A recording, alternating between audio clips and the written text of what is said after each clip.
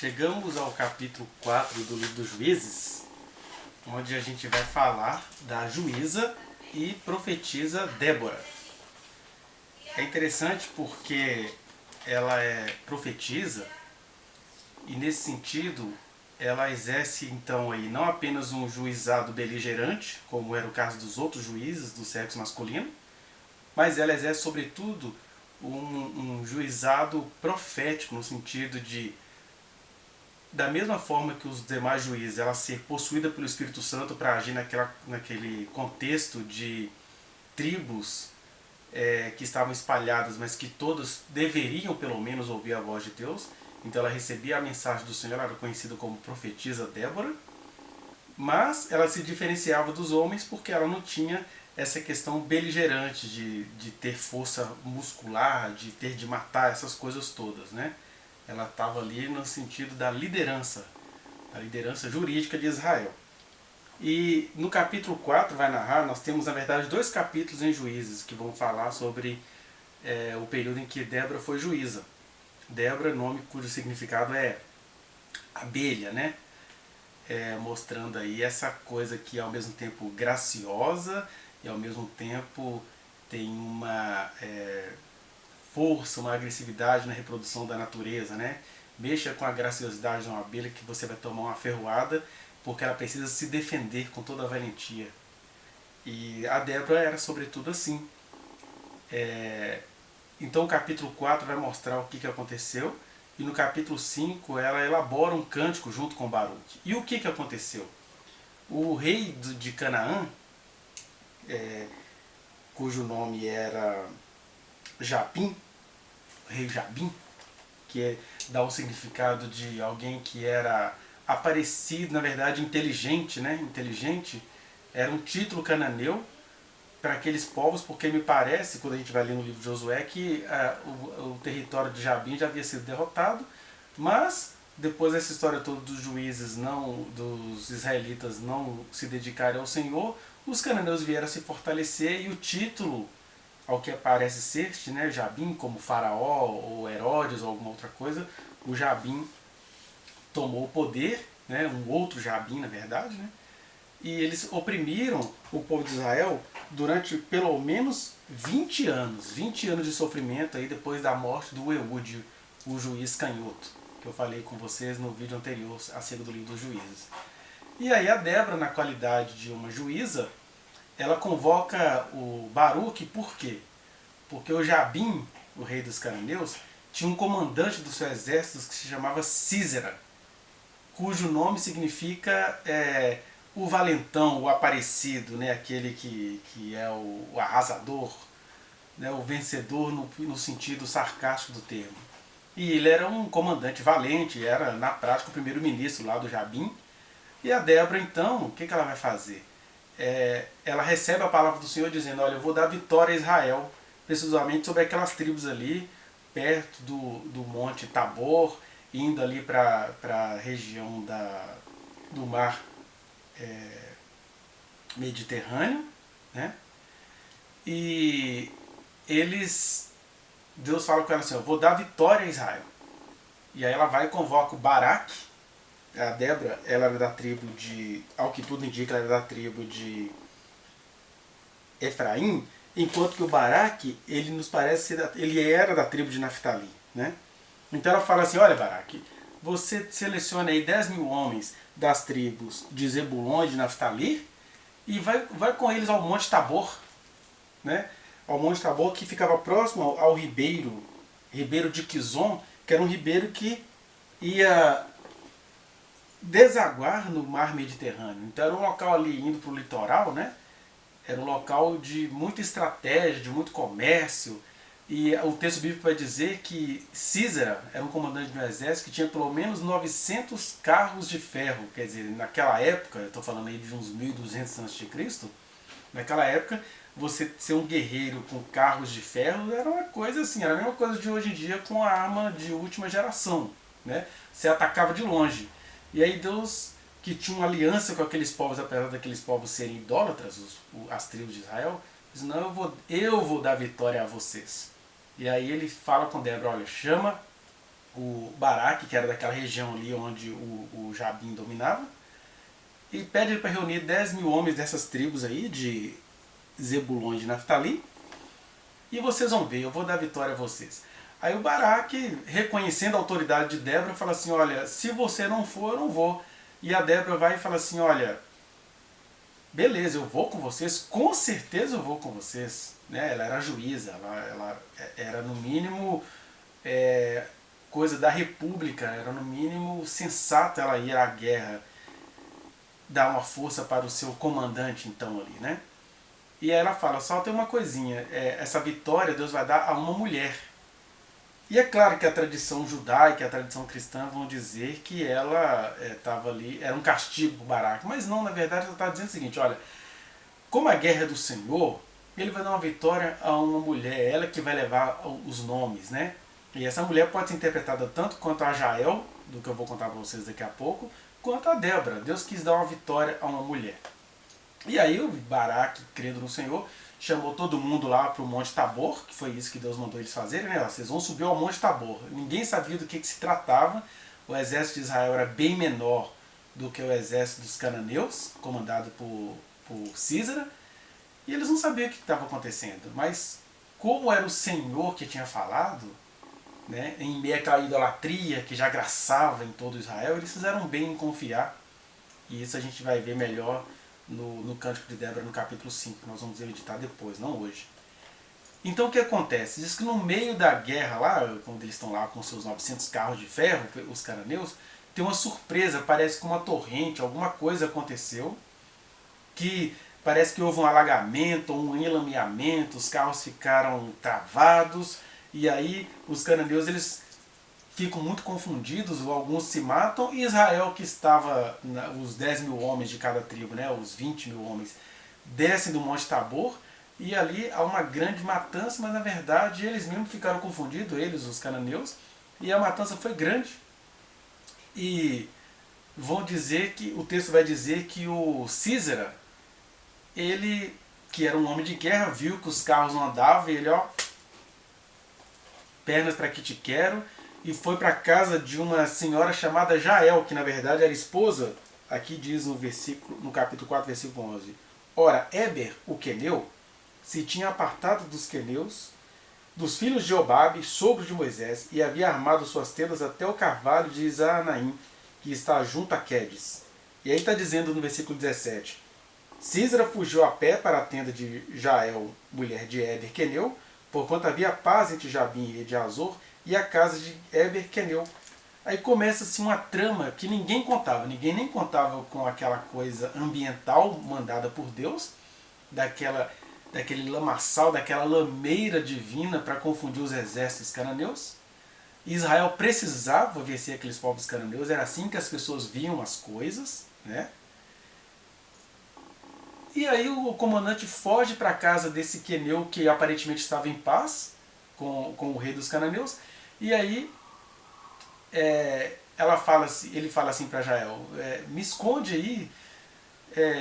Ela vai e oferece a ele água, ele pede água, né? E ela recebe-o com todas as pompas e oferece cama para ele dormir, o cobre, e vai dizer o seguinte, o texto, que quando ele está lá no profundo sono, ela pega uma estaca, mostrando a habilidade dela de montar tendas, porque os queneus eram povos nômades também, eram apirus, eram hebreus, num certo sentido de andar, né? Meio ciganos, e aí ela, certeiramente, quando ele estava dormindo, ela crava aquela estaca na cabeça do comandante do exército, de Jabim, né, que era o Císara, e aquele homem vem a morrer, conforme Deus tinha dito através de Débora que ele ia entregar a vitória daquela batalha a uma mulher. Né? Então é claro, sobre essas questões assim, nossa, mas que sangria é essa? Que cena terrível de uma mulher encravar um toco na cabeça de um homem. Primeiro que nós estamos falando aqui de uma situação de guerra. Segundo que nós estamos falando aqui de um povo que, por não ter obedecido à voz do Senhor, precisava de ter vitória para poder ocupar os territórios que lhe eram de direito, os territórios cananeus. Então, já que os cananeus viam a vida a partir da guerra, Deus falou com eles através da linguagem da guerra. E isso não tem nada a ver nem sobre o fato de... Isso não quer dizer que o povo de Israel era um povo santo e salvo, e nem quer dizer que os cananeus eram perdidos. Quer dizer que Deus nos visita em meio às nossas percepções, aos nossos enganos, aos nossos devaneios, e Ele faz cumprir as suas promessas, e Ele prega o seu evangelho, a sua boa nova. E no caso ali, a boa nova significava que os cananeus precisavam ser salvos através da morte, conforme o vídeo que você pode assistir aí, vou deixar para você. O que a gente pode tirar aqui são 3 coisas bem elementares, e aí, sem querer defender guerra, mortandade, mas defendendo uma verdade que transparece ao texto bíblico, né? Primeira coisa é isso, olha, viva a diferença. A juíza era a Débora, uma mulher, tinha autoridade. Mas uma mulher com autoridade, cheia do Espírito Santo, continua sendo uma mulher. Deus não fez as pessoas para perverterem-nas. Ele criou a mulher para ser mulher, com toda a sua inteligência, com toda a sua leveza, com todas as suas habilidades, com toda a sua força. A cultura, que é por si mesma misógina, é que aprendeu a associar as qualidades femininas com fraqueza, né? Porque ela tinha força, ela tinha confiança no Senhor, ela tinha autoridade, tanto é que ela chamou e as tribos vieram. Outras tribos debocharam, porque a sociedade é misógina, né? Tem raiva das ordens de uma mulher, basta você ver o que está acontecendo no Brasil atualmente. Uma mulher que você pode dizer dela o que você diria de qualquer presidente. Mas você não pode dizer que ela era uma mulher desonrada. A ex-presidente Dilma era uma mulher honrada. Tanto é que não tem nenhuma. As investigações nem passam perto dela. Ela não deve nada a ninguém. Por outro lado, o Brasil fica aí vendo o que faz com aquele hominídeo que os crentes acham que foi Deus que colocou, aquela coisa toda. E quando na verdade o Brasil odeia mulheres no sentido cultural, no sentido da liderança, e fica tolerando todas as porcarias que aquele machoxo faz, e agora querem Deus falando 24 horas por dia para defender um presidente, coisa que ele nunca fez nem com Davi, nem com Salomão, nem com ninguém que ele tenha levantado. Mas agora você vai para a internet e vê Deus aí toda hora falando em defesa de Jair Bolsonaro, o energúmeno, o homem que é uma vergonha de ser humano, mas amado e adorado pelos crentes, né? Que ficam aí arrumando mil e uma desculpas. Todo homem teve falha, ele tem as suas. Deus perdoou os pecados dos outros, então está perdoando deles, mas eles é que querem domesticar o seu ídolo. Mas isso é assunto para outro tipo de vídeo, né? O que eu quero dizer é que a juíza era a Débora, mulher. E aí, viva a diferença. Se é para guerrear, se é para ter força braçal, vamos chamar os homens. Porque o homem nasceu com musculatura, isso não torna superior a mulher. Alguma mulher pode desenvolver habilidades musculares, né? Mas no geral, as mulheres gostam de ser mulheres e que bom, e os homens deveriam gostar de serem homens, e isso também não tem nada a ver sobre as suas questões de gênero, de quem eles amam, com quem eles se envolvem, não é nada disso. Estou falando aí de masculinidades e feminilidades que têm as suas raízes biológicas, hormonais, né? Viva a diferença. Daí, na hora de precisar ir para a peleja, ainda mais considerando todo aquele arcabouço histórico e cultural, ela convoca um homem de honra, que ela entendeu que era um homem de honra, que é o Baraque. Então, essa é a primeira lição, a gente deveria entender isso, e que o Baraque ter ido à guerra não coloca a Débora inferior, e a vitória ter sido posta na mão de 2 mulheres não coloca o Baraque inferior, coloca apenas cada ser humano no seu devido lugar. Homens e mulheres deveriam se complementar o tempo inteiro, mas a gente confunde complementação com confrontação, com hierarquização, com o homem diminuindo mulheres, com o homem violentando mulheres, com o homem babando de medo das mulheres e por isso matando-as frequentemente. Mas apesar de tudo, viva a diferença. A segunda lição que a gente tira desse episódio para os nossos dias é que em situação de violência, a momentânea habilidade ou amigabilidade, né, ela precisa ser compreendida. É o que nós vimos no caso da outra mulher, Jael. Ela estava em uma situação de violência. É que a gente não faz ideia do que ela tinha ouvido falar, dos rumores, né, da mortandade que assolava. Não interessa ali se está havendo traição, se ela está mentindo. Em situação de guerra, é matar ou morrer. E aqui eu acho interessante que é uma violência simbólica de um homem contra uma mulher, porque o que o cara faz? Ele entra na casa que ele sabe que tem uma mulher sozinha. Não tem nenhum conteúdo sexual aí, mas há um conteúdo misógino aí. Ele entrou na casa de uma mulher porque era um covarde. O Císara, o valentão dos valentões. Né? Aí ele entra na casa da Jael. E a Jael faz o quê? Ela o recebe bem. E aí eu queria dizer isso para você que é mulher, que é tão mal compreendida, que está vivendo em situação de violência. O que eu quero te dizer é isso. Deus te entende. Deus sabe o que está acontecendo com você. E Deus sabe, Ele não está te julgando pelos jogos que você precisa fazer para sobreviver. Eu me lembro muito daquele caso daquela jovem do Rio de Janeiro, de uma favela, que a história começou falando que ela foi estuprada por 33 homens porque os caras postaram assim, mas depois o que se sabe era que foram mais de 5.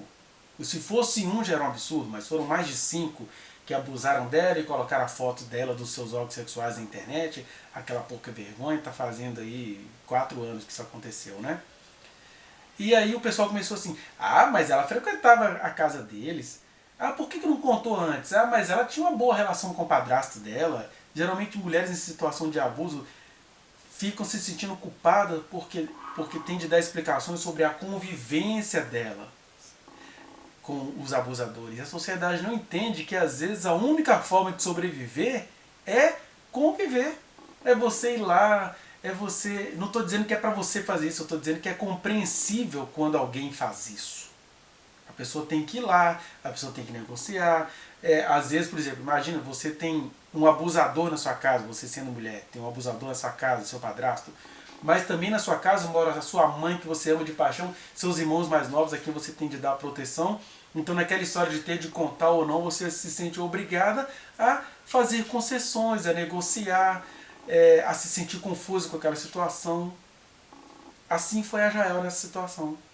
Então o que ela fez? Ela foi racional, e é aí que são forças diferentes. A força da masculinidade, a força da feminilidade.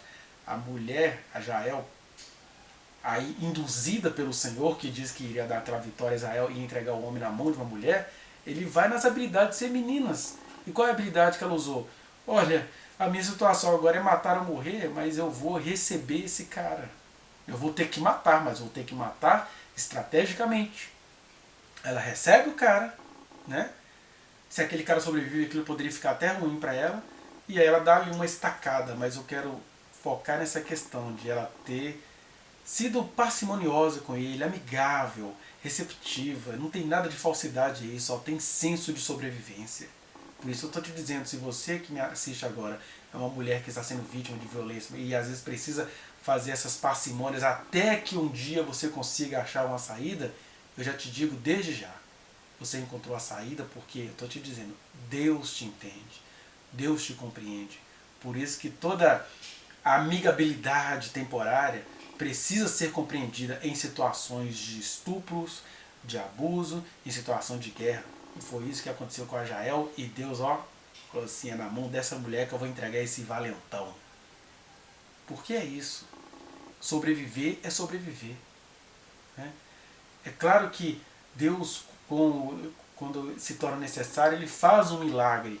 Mas de repente o milagre está sendo isso. É você, mesmo não sendo compreendida pelos de fora, está aí, meu Deus, até a hora que eu achar uma saída, eu não sei como é que eu vou fazer. E isso não é ser falsa, isso não é ser serpente, isso não é ser fingida, isso não é ser estrategista do mal. Isso é apenas um ser aflito, tentando ser fria para sobreviver. E se você está numa situação dessa igual a da Jael, parabéns.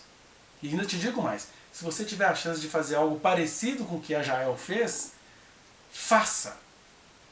E clame ao Senhor, porque Ele vai te dar o livramento. Por mais estranha que essa mensagem minha seja aos ouvidos moralistas e covardes dos cristãos. Mas aqui eu estou te falando, considerando que você é alguém que não vê saída e que está tendo que negociar e depois vai ser zombada em relação a ele. Ah, por que conviveu com ele? Ah, era estuprado pelos caras da favela, mas vivia indo lá. Você nem sabe, às vezes era a única maneira que ela tinha de sobreviver, porque se ela sumisse, eles poderiam acabar com a família dela. Né? Então, há muitas mulheres que me assistem que estão nessa condição da Jael, e Deus te entende. Não fique se maldando não, porque Deus está te entendendo e você precisa se entender. Né? E por último, que a gente pode entender dessa situação, é que não há nenhuma vergonha, nesse caso, em um homem reconhecer a autoridade de uma mulher, porque é isso. Efésios 5 e 20 ou 21 vai dizer: sujeitai-vos uns aos outros no temor do Senhor. Em que sentido? Olha, todos nós somos humanos. Homens têm habilidades, mulheres têm habilidade. A juíza é Débora. Eu não vou para a guerra se a Débora não for comigo. Claro, é isso mesmo. Ele reconheceu a autoridade daquela mulher. E isso não o tornou inferior a ela. Pelo contrário, tornou um homem cheio do Espírito Santo que vai dizer isso: olha, todo homem e toda mulher tem habilidade. Então, dependendo da situação, eu tenho habilidades melhores do que a minha esposa, e dependendo da situação, ela vai ter habilidades melhores do que as minhas, e nenhum é inferior ao outro por causa disso, ainda que haja uma cultura querendo regrar isso.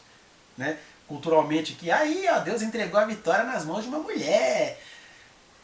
Culturalmente era uma vergonha um comandante de guerra ter morrido por uma mulher montadora de tenda com uma estacada na cabeça. A mensagem que os cananeus entendiam era essa. Por outro lado, não tem nenhum problema a mulher ter autoridade porque ela é ser humano. Então, o Baraque fez muito bem em reconhecer Débora como autoridade, porque de fato ela era profetisa do Senhor, ela era autoridade sobre Israel, então ele fez muito bem. Ainda que ela mesma não pensasse assim de si mesma, talvez quando ela diz para ele, né, no versículo 9, ela respondeu: certamente irei contigo, porém não será tua a honra da investida que empreendes, pois às mãos de uma mulher o Senhor entregará a Císara.